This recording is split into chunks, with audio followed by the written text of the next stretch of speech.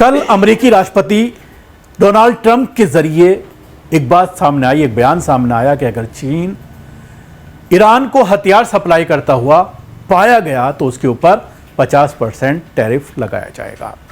आज कुछ चीज़ों पर चाइना के टैरिफ भी लगाया गया है, कुछ गाड़ी मैन्युफैक्चरर्स जो हैं उन पर टैरिफ लगाने की बात, 100% टैरिफ लगाने की बात सामने आई है। लेकिन खुफिया विभागों की रिपोर्ट से ये बात भी सामने आई है जिसने पूरी दुनिया में सनसनी पैदा कर दी है कि ईरान को बड़ी मात्रा में इन 4-5 दिन के अंदर युद्ध विराम के बाद चाइना के जरिए हथियार पहुंचाए गए हैं। कई तरह के हथियार हैं, बड़े घातक हथियार हैं। उसके अलावा यह डिफेंस सिस्टम भी ईरान तक पहुंचा दिया गया है। दूसरे देशों के माध्यम से ये तमाम खेप ईरान पहुंच गई है। तो कहा जा सकता है कि ईरान ने युद्ध विराम के इन 4-5 दिनों का फायदा उठाते हुए बड़ी मात्रा में हथियार का जखीरा इकट्ठा कर लिया है। लेकिन इस पर ट्रंप के जरिए धमकियां दी जा रही है। अमेरिकी खुफिया रिपोर्ट्स की एक रिपोर्ट्स ने सनसनी पैदा कर दी है जिसमें दावा किया गया है कि चीन जल्द ही ईरान को एयर डिफेंस सिस्टम देने की तैयारी कर रहा है। इसके बाद अमेरिकी राष्ट्रपति डोनाल्ड ट्रंप ने चीन को सीधी चेतावनी दे डाली है। ट्रंप ने कहा है कि अगर चीन ने ईरान को हथियार भेजे तो उसे बड़ी समस्या का सामना करना पड़ेगा। हालांकि उन्होंने ये नहीं बताया है कि अमेरिका किस तरह की कार्रवाई करेगा, लेकिन उनका बयान साफ संकेत देता है कि अमेरिका नहीं चाहता कि ईरान को कोई हथियार मिले। रिपोर्ट्स में बताया गया है कि चीन ईरान को मनपैट्स यानी कंधे पर रखकर चलाए जाने वाले एयर डिफेंस मिसाइल सिस्टम देने की तैयारी में है। यह सिस्टम लो फ्लाइंग फाइटर जेट्स और ड्रोन के लिए बड़ा खतरा माना जाता है। रिपोर्ट्स में यह भी कहा गया है कि चीन इन हथियारों की सप्लाई सीधे नहीं बल्कि तीसरे देशों के जरिए करने की योजना बना रहा है ताकि उसका नाम ना आए। अमेरिका ईरान युद्ध के बीच ईरानी सेना ने एक अमेरिकी F-15 फाइटर जेट को मार गिराया था। ट्रंप ने भी संकेत दिया था कि यह हमला हीट सीकिंग मिसाइल से किया गया था। ऐसे में शक बढ़ गया है कि ईरान को नई तकनीक मिल रही है। हालांकि ऐसी रिपोर्ट्स आई हैं कि यह कंधे पर रखकर लॉन्च करने वाली मिसाइल रूस से आई थी। अगर चीन वाकई ऐसे सिस्टम देता है तो ये अमेरिका और उसके सहयोगियों के लिए बड़ा खतरा बन सकता है, खासकर जब पश्चिम एशिया में लगातार तनाव जाड़ ली है।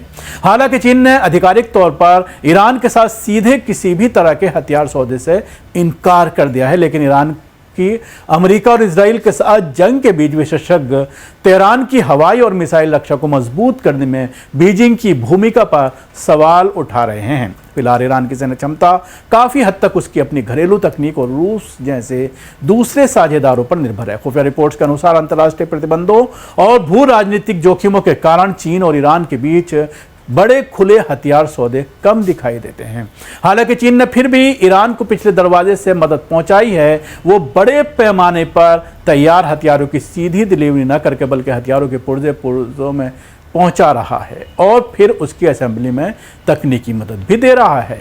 चीन ने सुपरसोनिक एंटीशिप क्रूज मिसाइल भेजा है। चीन की तरफ से ईरान को दिए गए हथियारों में सबसे ज्यादा चर्चा CM-302 supersonic antiship cruise missile की है, जो चीन की YJ-12 मिसाइल का एक्सपोर्ट वर्जन मानी जाती है। ये मिसाइल मुख्य रूप से बड़े नौसैनिकों जहाज़ों जैसे एयरक्राफ्ट कैरियर, डेस्ट्रॉयर और युद्ध पोतों को निशाना बनाने के लिए बनाई गई है। इसके साथ ही चीनी HQ-9B की भी ईरान को थमाया है।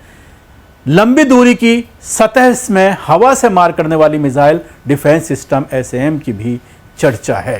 ये सिस्टम रणनीतिक वायु और मिसाइल रक्षा के लिए बनाया गया है ताकि परमाणु ठिकानों, बड़े शहरों और सैन्य अड्डों को हवाई हमलों से बचाया जा सके।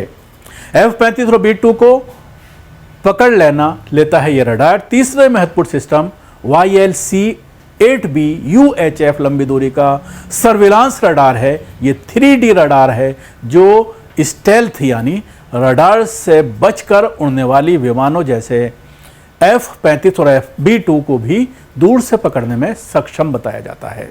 इसकी सप्लाई 2025 में शुरू हुई और कई यूनिट्स ईरान के रक्षा नेटवर्क में जोड़ी भी गई है। रिपोर्ट्स में मिसाइल ईंधन से जुड़े रसायनों और पुर्जों का भी जिक्र है, जैसे सोडियम और अमोनियम।